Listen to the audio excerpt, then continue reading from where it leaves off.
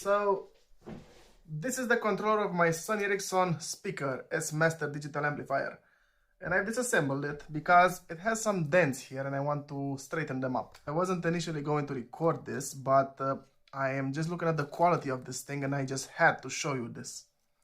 And let me get my gloves on because my hands are horrible.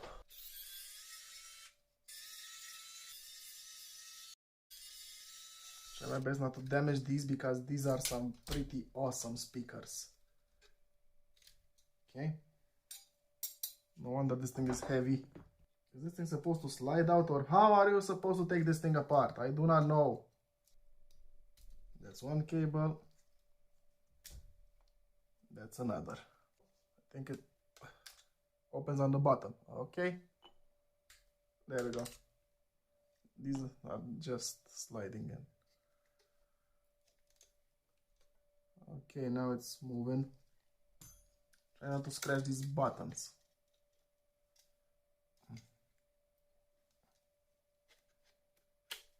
There we go. Easy.